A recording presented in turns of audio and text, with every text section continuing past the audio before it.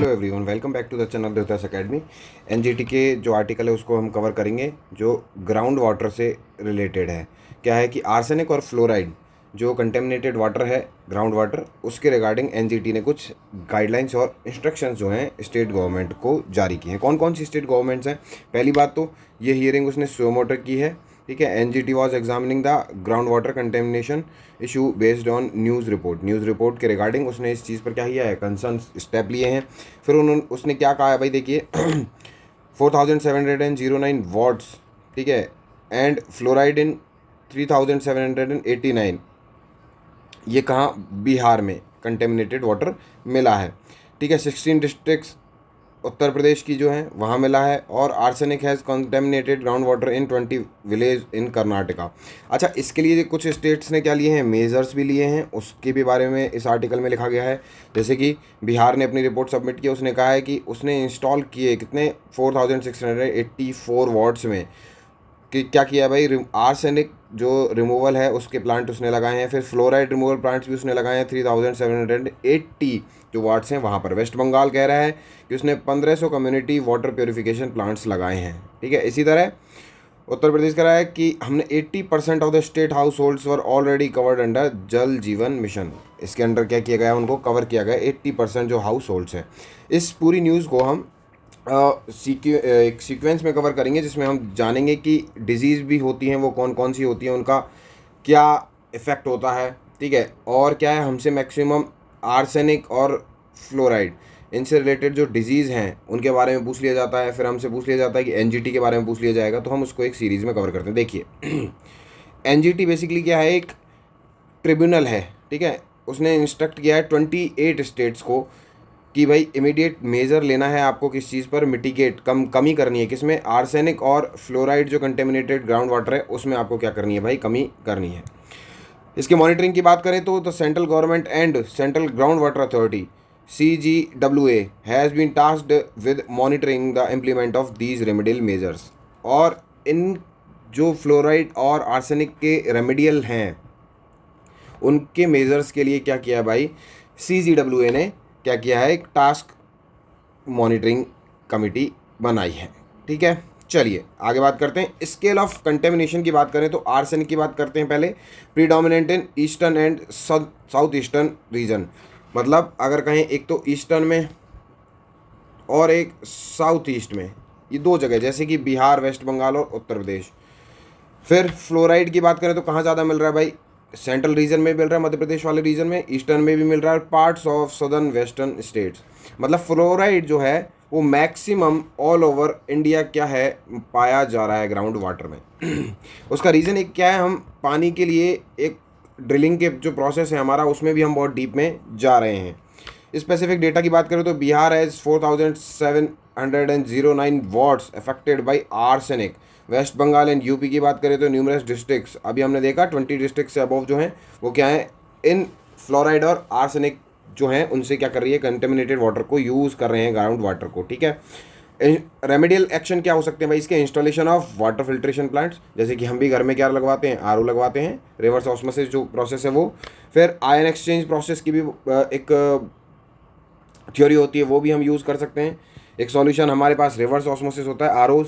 फिर pipe water supply scheme भी होती है, जैसे जल जीवन मिशन, टैप वाटर उसमें लगाया जाता है, ठीक है, उसमें क्या होता है, टैप वाटर लगाया जाता है, तो ये पाइप से सप्लाई। फिर सबसे इंपॉर्टेंट पार्ट जो इस न्यूज़ का है वो है इम्पैक्ट ऑन हेल्थ पे इसका क्या इम्पैक्ट होता है। देखिए क्या कहता है, लंबे समय से जब हम कंजम्पशन करते हैं कंटेमिनेटेड ग्राउंड वाटर का, तो क्या होता है, सीवियस साइकोलॉजिकल कंडीशंस हमारे सामने देखने को मिलती हैं।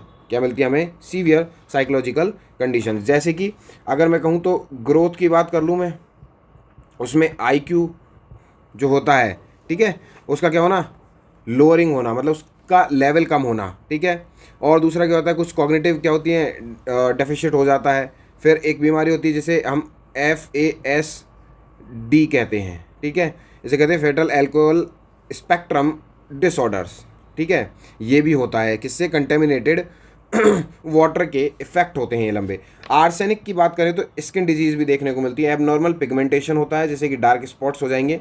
फिर स्किन लेशंस होते हैं, जैसे कि hyperkeratosis specially on palm and sole, हमारे हाथों में खुजलियाँ होना और स्किन का उतरना, ठीक है, ये होने लग जाता है। हमारी त्वचा क्या हो जाती है भाई, रूखने लग जाती है, सूखने लग जाती है, ठीक है।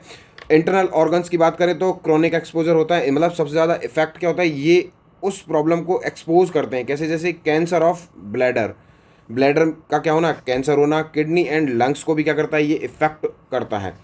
और कार्डियोवास्कुलर डिजीज़ भी होती हैं, हार्ट से रिलेटेड प्रॉब्लम भी किससे होती है, कंटेमिनेटेड वाटर से हो सकती हैं। डायबिटीज़ होता है। और हम बात करें तो डेवलपमेंटल टॉक्सिटी, अभी हम बात कर रहे थे, ये आईक्यू की और एफएएसडी और जो ग्रोथ होती है न्यूरोलॉजिकल, वो भी क्या होती है, कम होती है। क्लियर है। तो हम अगर कहें तो न्यूरोलॉजिकल जो डैमेज होता है वो भी किससे होता है भाई, इस प्रॉब्लम से होता है, इन कंटेमिनेटेड वाटर से होता है। फिर हम फ्लोराइड के बारे में बात कर लें तो फ्लोराइड हम जानते हैं मैक्सिमम इसके जो प्रॉब्लम फेस की जाती है वो किससे, डेंटल रिलेटेड की जाती है, discoloration, mottling, operating of teeth. हम जानते हैं जो स्ट्रॉन्गनेस है दांतों की वो क्या हो जाती है भाई, कम हो जाती है। कि हम देखते हैं ना कि क्या आपके टूथपेस्ट में नमक है, तो वो नमक वाला प्रॉब्लम कहाँ हमें देखने को मिलता है, फ्लोरोसिस में।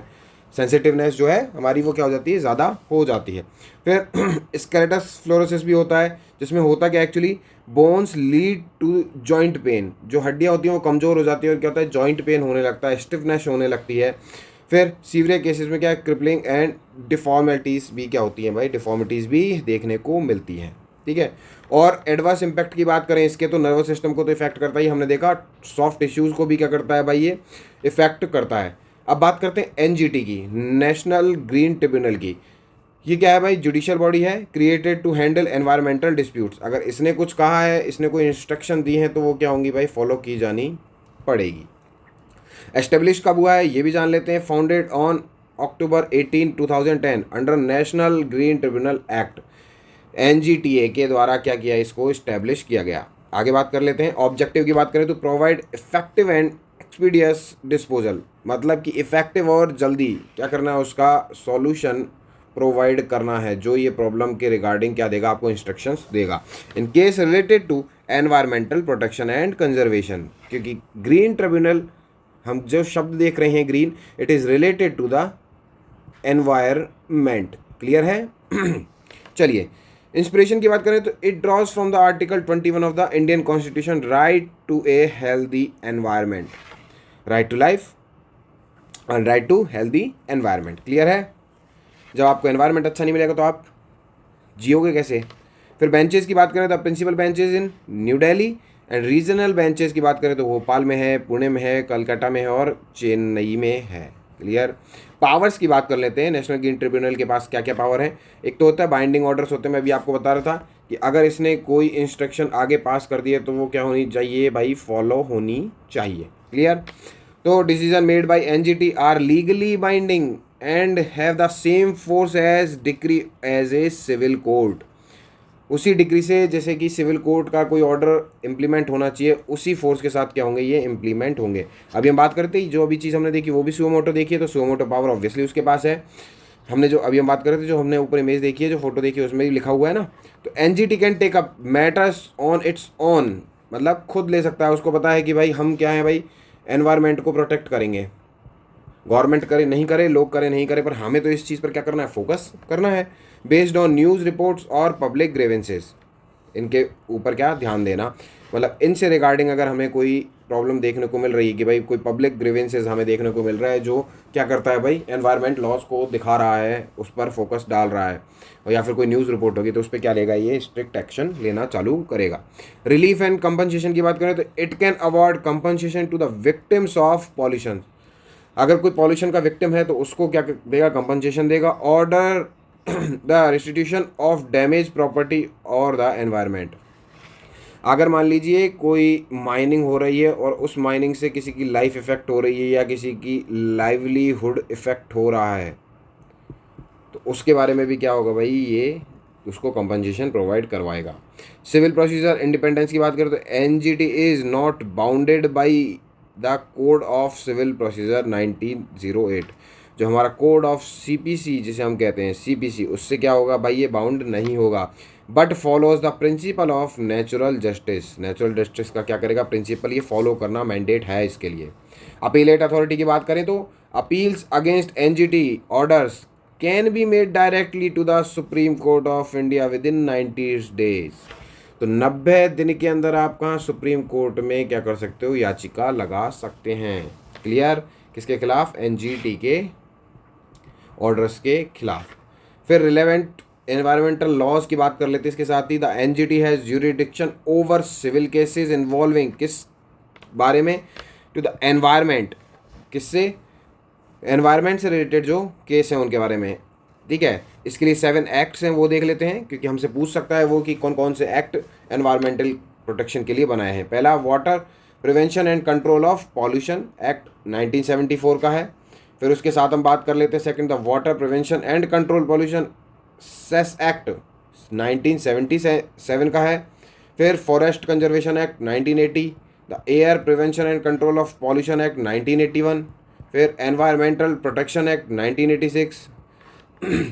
आगे बात करें तो the public liability insurance act 1991 and the biological diversity act 2002 का है। क्लियर है ये चीज़। तो हमने एनजीटी और उससे रिलेटेड जो इश्यूज़ हमें न्यूज़ में देखने को मिले हैं उसको क्या किया है, कवर किया है। आपको इसकी पीडीएफ कहाँ मिल जाएगी, हमारे चैनल देवदर्श एकेडमी पर मिल जाएगी।